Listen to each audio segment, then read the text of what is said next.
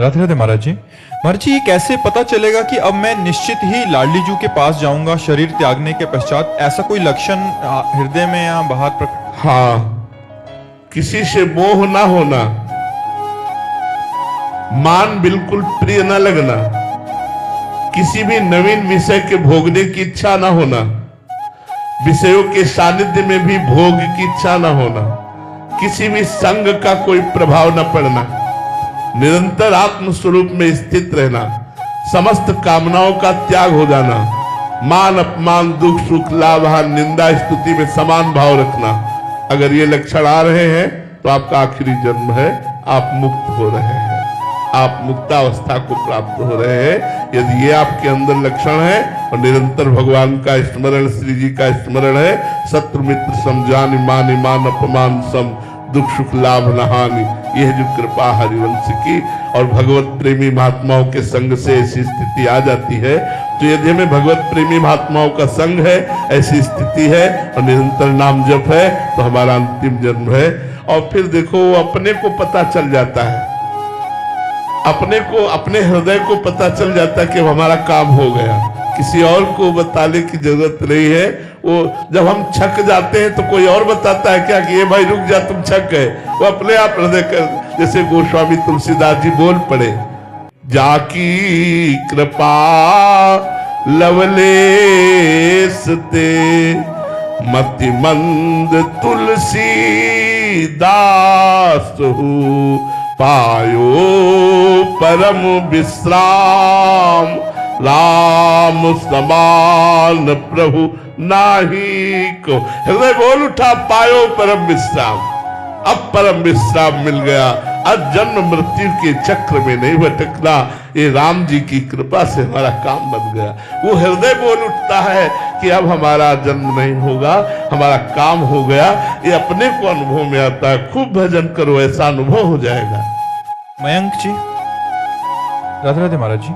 महाराज जी, मोह को प्रेम में कैसे परिवर्तित करें? आपके जैसे सभी से निर्मोही प्रेम कैसे हो? जब हम सब जगह भगवान देखते हैं तो हमें सबसे प्यार है और मोह किसी से नहीं है। जब हम शरीर संबंध से प्रेम करते हैं तो मोह होता है, और जब भगवत संबंध से हम अनुराग करते हैं वो प्रेम होता है। भगवत संबंध लाओ, शरीर संबंध नहीं। अपने माता में भगवान को देखो, पिता में भगवान को देखो, पत्नी पुत्र में भगवान को देखो, वही इन रूपों में विराजमान है, तो आप मोह रहित हो जाओगे, आप सच्चे प्रेमी हो जाओगे। हम भगवान का विस्मरण करके जब शरीर भाव में होते हैं तब हम मोह में होते हैं, और जब भगवत भाव में होते हैं तब हम प्रेम में होते हैं। धर्मेंद्र दास जी, महाराज जी, जीवन को किस भाव से जीना चाहिए जिससे कर्म बंधन में जीव ना फंसे? भगवत भाव से। बिना भगवत भाव के कर्म बंधन नहीं कर सकता। यदि हम देह भाव से जिएंगे, देह भाव के कर्तव्यों में रहेंगे, बात नहीं बनेगी।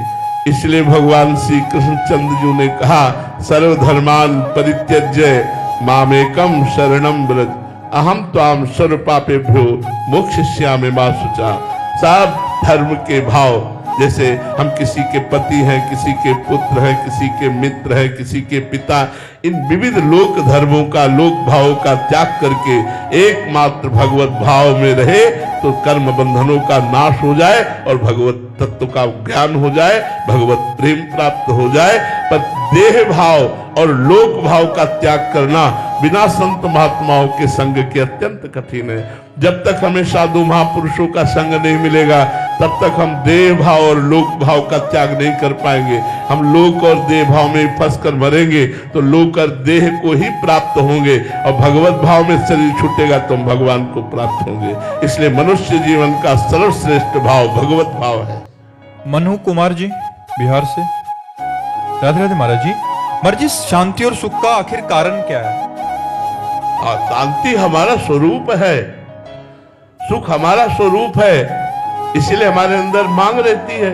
देखो ना, हमारे भगवान कैसे हैं? शांताकारम भुजग शयनम। भगवान, सांप को देखकर कोई शांत रहता है?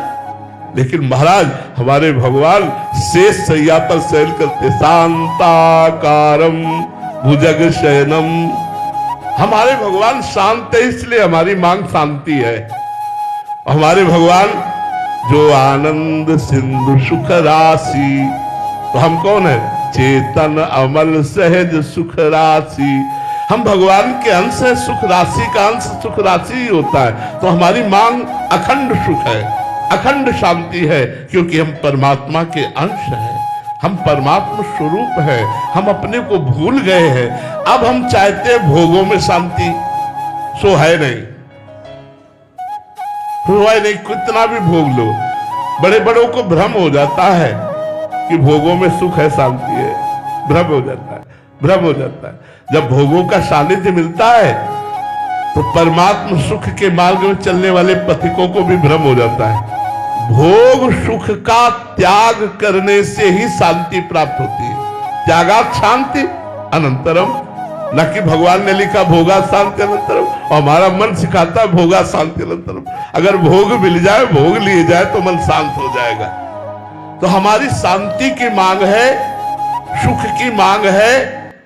उसका कारण है कि हम शांत स्वरूप सुख सिंधु भगवान के अंश हैं, और वो भगवान से ही प्राप्ति होगी। जब तक हम भगवान का भजन नहीं करेंगे तब लग शांति लग, तब लगी कुशल न जीव को सपने उमन विश्राम, जब लग भजत न राम को शोक धाम तज काम। खूब भजन करो तो शांति और सुख दोनों प्राप्त हो जाएंगे, और इन्हीं की चाह हमारे अंदर है, पर गलत जगह हम ढूंढ रहे हैं। भोगों में न सुख है न शांति है, एक जलन है, तृष्णा है, एक बहुत बड़ी अशांति है भोगों में। हर कामना शांति का नाश करती है, ना कि शांति प्रदान करती है। ये भ्रम सबको बना रहता है कि यदि कामना की पूर्ति हो जाए तो हम शांत हो जाए। लेकिन भाई, ये हम शास्त्र संतों से, अपने हृदय से भी बात कहता हूं कि कामना का त्याग ही शांति है, कामना की पूर्णता कभी नहीं हो सकती। हमारे जीवन का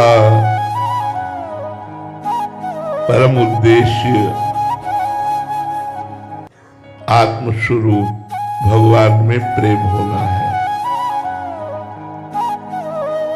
इसका केवल भजन से ही पूर्णता का अनुभव हो सकता है, भजन के बिना नहीं। भक्ति ही परेशानुभवो विरक्ति रन्यत्र चैषो त्रिक एक कालः प्रपद्यमानस्य यथा स्नतः स्युस् तुष्टिः पुष्टिः क्षुधपायोनुघासम्। जैसे भोजन करने वाले को एक एक ग्रास में तुष्टि अर्थात तृप्ति, पुष्टि अर्थात जीवन शक्ति का संचार, और क्षुधा निवृत्ति अर्थात भूख की निवृत्ति, ये तीनों एक साथ होती जाती है एक एक कवल में। ऐसे ही जो एक एक क्षण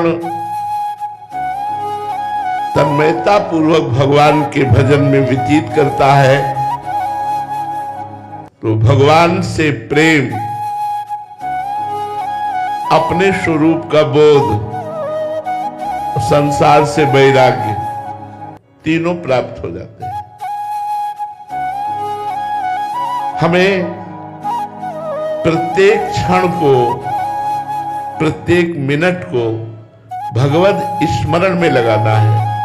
चाहे हम अष्टांग योग से चले तो चित्त वृत्ति का निरोध करके भगवदाकार करना, परमात्मा में स्थित करना। चाहे कर्म योग से चले तो निष्काम भाव से सबको भगवत स्वरूप समझते हुए उनकी सेवा करना, निरंतर चिंतन में रहना। चाहे हम सांख्य योग से चले तो अपने स्वरूप में स्थित रहना, सब चिंतन शून्य कर देना। मुख्य भाव है संसार का चिंतन छूटना। यदि हम शरीरों का चिंतन करते रहे, भोगों का चिंतन करते रहे, नाना प्रकार के नानात्व का चिंतन करते रहे, तो हमारा मनुष्य जीवन व्यर्थ चला जाएगा। इस कलिकाल में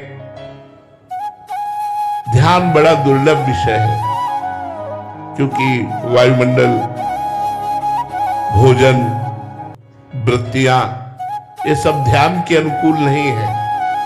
कृतयुगे ध्यायतो विष्णु, त्रेतायाम यजतई मखई, द्वापरे परिचर्यायाम कलौ तद्धर कीर्तना। त्रेता में यज्ञ के द्वारा भगवान को रिझाया जाता था, द्वापर में पूजा के द्वारा, लेकिन कलयुग में केवल भगवान नाम जप, भगवान नाम कीर्तन, भगवत स्मरण। इत्यच्युतांघ्रिं भजतो नुवृत्त्या भक्तिर्विरक्तिर्भगवत् प्रबोधः भवन्ति वै भागवतस्य राजस् ततः पराम शांतिमुपैत साक्षात। जो हर समय हर क्षण भगवान का भजन करता रहता है, उसे संसार से वैराग्य, उतना जितना भजन किया है, अपने स्वरूप का ज्ञान और भगवान से प्रेम, बहुत सुंदर मार्ग है भजन मार्ग। ये गृहस्थ विरक्त कोई भी इसे अपना सकता है। हर समय मधुर मधुर भगवान का जो गुरु मुख से मिला हुआ नाम है या मंत्र है, निरंतर जपना चाहिए। देखो हमारा जो स्वरूप था, जो स्वरूप है, वही स्वरूप रहेगा, उसमें कोई अंतर नहीं पड़ा। अंतर पड़ा है अंतःकरण में। हमें अंतःकरण को सुधारना है भाई, स्वरूप को नहीं कुछ सुधारना। स्वरूप तो निर्विकार चैतन्य घन एक रस था, एक रस है, एक रस रहेगा। स्वरूप विस्मृति होकर के अंतःकरण में तन्मयता होकर के जो मन बुद्धि का इंद्रियों में फिसल कर भोगों में सुख खोजना है, इसे सुधार करना है। इसे एक एक वृत्ति के द्वारा जब हम भजन करते हैं, देखो ये निज अनुभव की बात है, मन भजन के लिए तैयार नहीं है। 3 घंटे फिल्म चला के देख लो, अगर 3 मिनट भी कहीं मन जाए तो हमें बता देना, और 3 मिनट माला लेके देख लो, अगर 3 सेकंड भी लगे तो हमें बता देना। आप खुद अनुभव करके देख लो कितनी बेईमानी कर रहा है मन हमारे साथ। ये दुष्ट हमको कितना पतित कर रहा है। हम 3 घंटे संसार के झूठे दृश्य को बिना किसी तरह की विकलता के, बिना किसी तरह की चंचलता के हम 3 घंटे फिल्म देख सकते हैं, लेकिन 3 मिनट माला लेकर 3 सेकंड एकाग्र नहीं हो सकते। इतना बेईमानी हमारे साथ मन कर रहा है, और उस मन से हम इतनी मित्रता किए हैं, वो जो मांग रहा है वही हम कर रहे हैं। इसलिए हमारी सबसे प्रार्थना है, गृहस्थ और विरक्त ये दोनों मार्ग भगवत प्राप्ति के लिए हैं। हमारा ज्ञान, हमारा विवेक इसी बात पर है कि हम हर क्षण भगवान का स्मरण करते रहें। सनक सनंदन सनातन सनत कुमार आदि जैसे महापुरुष हर समय हरिशरणम हरिशरणम हरिशरणम जपते रहते हैं, इसीलिए उन्हें काल और माया दोनों स्पर्श नहीं कर पाते। तो हम सबको चाहिए कि भगवान का निरंतर स्मरण करें, इससे हमें लाभ मिलेगा, संसार से वैराग्य, स्वरूप का ज्ञान और भगवान के चरणों में प्रेम। निरंतर भजन करना ही सबसे साथ। अब निरंतर भजन करने के लिए हमें भोजन शुद्ध चाहिए। यदि हम इधर उधर का मलिन आहार करेंगे, तमोगुणी रजोगुणी, तो हमारी भजन वाली बात आपको समझ में नहीं आएगी। लोग परेशान है, ए भाई तुम जितना चाहते हो उससे अधिक तुम्हें मिल जाएगा अगर नाम जप करोगे तो।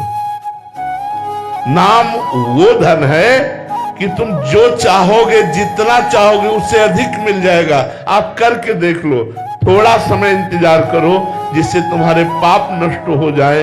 पूर्व में जो हमारे पाप कर्म बन गए हैं जो हमें बाधा पहुंचाने के लिए तत्पर है, नाम भगवान उनका नाश कर दे। फिर इसके बाद देखो आपको कितना सुख मिलता है। इसलिए सबसे प्रार्थना है, प्रत्येक क्षण प्रत्येक मिनट राधा राधा, कृष्ण कृष्ण, हरि हरि, शिव शिव, जो गुरुदेव ने नाम दिया हो, जो मंत्र दिया हो, हर समय जपो। इससे बढ़कर के कोई लाभ